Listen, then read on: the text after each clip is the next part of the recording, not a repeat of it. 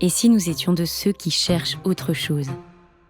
Ceux qui rêvent d'espaces préservés et de silences habités.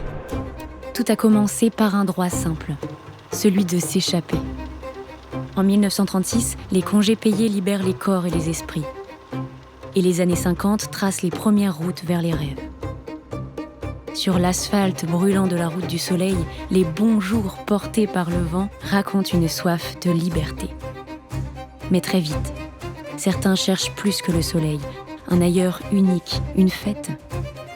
Ce sont les années 70.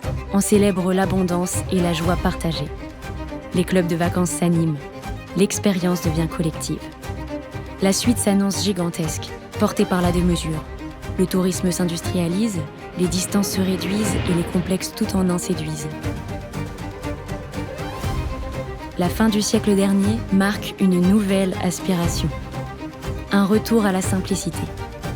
Avec le slow tourisme, loin du virtuel, il devient essentiel de se déconnecter. L'art de vivre, quant à lui, s'inscrit progressivement dans les usages. Chaque bonjour devient alors la promesse d'une expérience exclusive. Nous sommes aujourd'hui à la croisée des chemins. Nous voulons aller plus loin et éveiller ce qui sommeille en nous, notre part sauvage.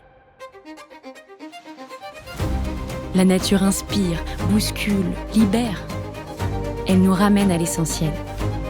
Nous n'empruntons pas simplement les codes de ces nouvelles tendances.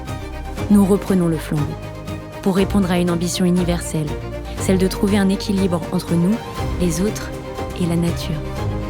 Nous ne voulons rien oublier. Votre envie de vous ressourcer, votre besoin d'un confort hors du commun, votre quête d'instants précieux et votre désir de rencontres authentiques. Voici donc notre invitation.